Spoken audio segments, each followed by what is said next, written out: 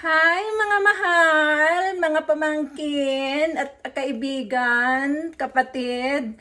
Samahan ninyo akong magluto ngayon ng nilagang karning baka. Ito ay ribs ng baka. Kaya napakasarap ditong sabawan. Halika, magluto na tayo.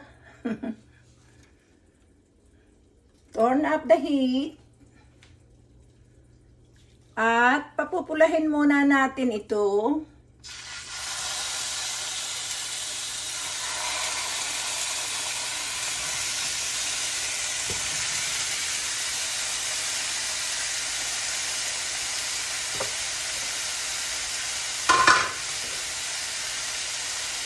Cheers!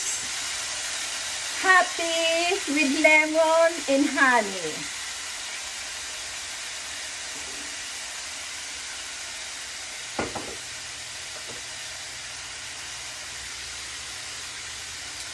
Tukok na inilaga is a medium heat. Yan, ganda-ganda na niya.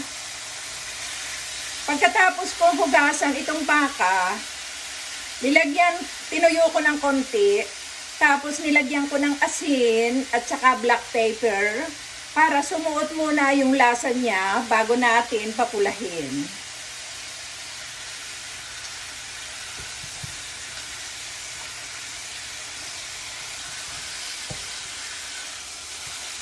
Para medyo malis-alis yung mga dugo niya ba. Matuyo muna siya.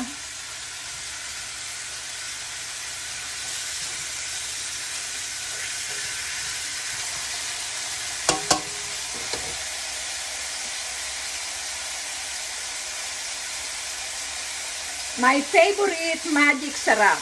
Lalagyan ko siya.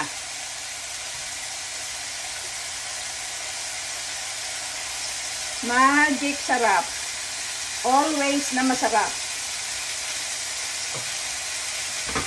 At lalagyan ko rin siya ng patis. Itong pangalan ng patis na ito ay piparos dahil ito ay walang amoy. Hindi katulad ng iba nating patis na talagang mayroong amoy siya. Ito walang amoy.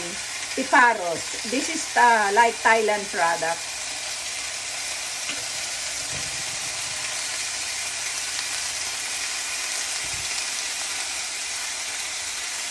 Ayan, ang sarap na niya.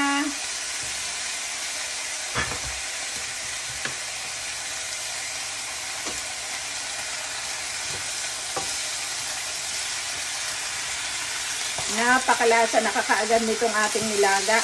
Hindi pa nga nalalagyan ng tubig. Pwede nang kainin.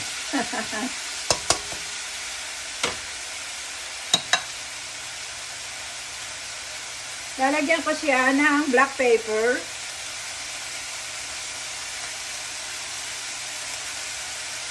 Kaunti.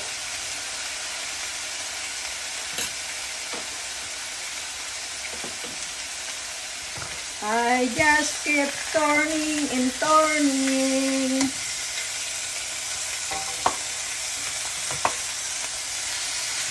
Ayan. Nawawala na yung dugo niya.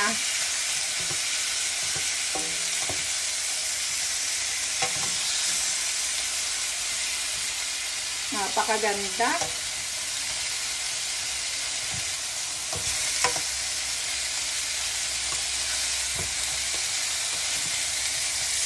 Ang pangalan nitong baka na ito ay short ribs. Kaya mahal-mahal lang siya ng kaunti dahil talaga namang malaman siya.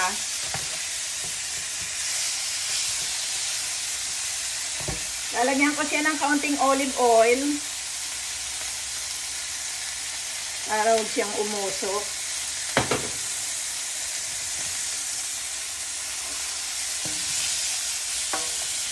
Ganda na niya.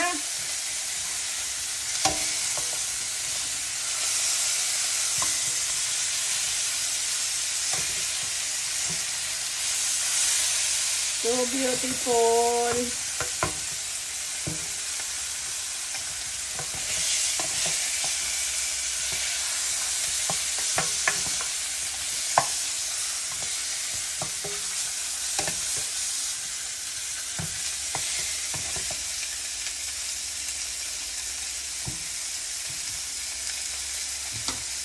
Napakaganda na niya. See how it look like now? Napakaganda.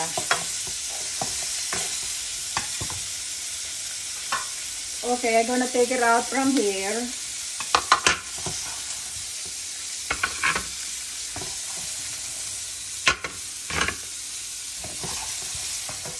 Napakabango na kaagad.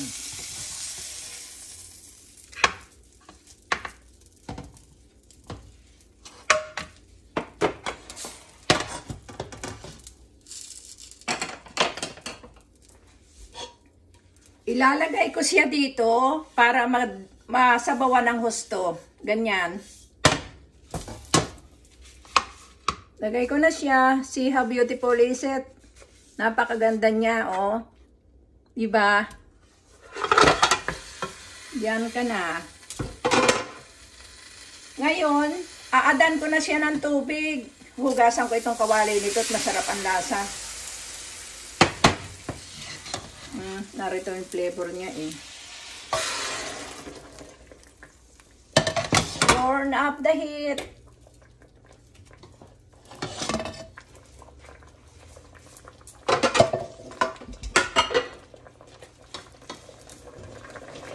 Lalagyan ko na siya ng sabaw.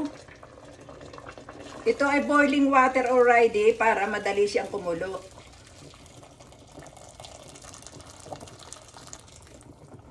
Dagdagan ninyo ng dagdagan ng sabaw hanggang sa malaman ninyo siya na talagang malambot na. Napakalasa nitong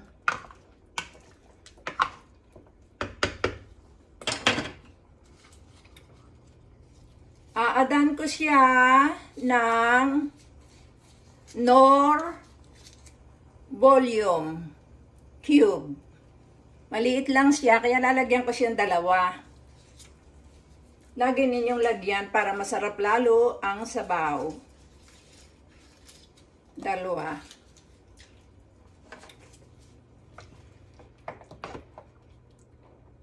Lagay kayo ng lagay ng tubig hanggang sa lumambot siya. Lagyan ko pa.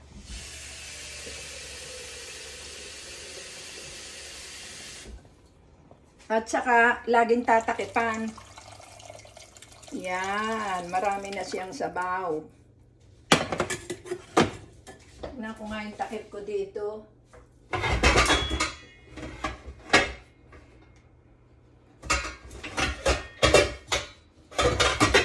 I always forget to get ready the lid. Takipan ko siya. At ipiniprepare ko na rin ito. Meron akong chopped cabbage. Itong onions. Ilalagay ko ng onion ngayon. Hindi ko siya binaak kasi maluluto siya ng husto. Kaya nilalagay ko siya ng buo. So pag talagang malambot na yung karne, saka ko siya ihuhulog. Oh, meron ako dito na repolyo, spinach, a little bit carrots, at saka potatoes. Masarap yan. At dahil sa mayroon pa akong talong, aadan ko rin siya ng talong. Kahit na anong vegetables ang ilagay ninyo dito ay napakasustansya. Lagi nyo siyang hahaluin.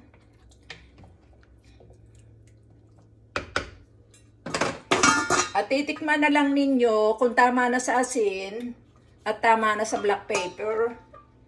Nalagyan ko pa ito ng ganito karami. Kunti-kunti lang. Dahil lagi ninyong madadagdagan kaysa madami ang ilagay ninyo. Konting asin para may lasa. At ito ang ginagamit kong patis, ng olive oil. Kaya ito ay aking lulutuin ng medium heat for about hour and a half. Kaya hindi ko na siya iintay ng hour and a half dahil ito na lang ang gagawin ninyo. I-add lang ninyo ang gulay pagka malambot na siya. Sige, lagyan lang ninyo ng lagyan ng tubig hanggang gusto ninyong sabaw. At malambot na malambot. Ito'y napakasarap. Enjoy!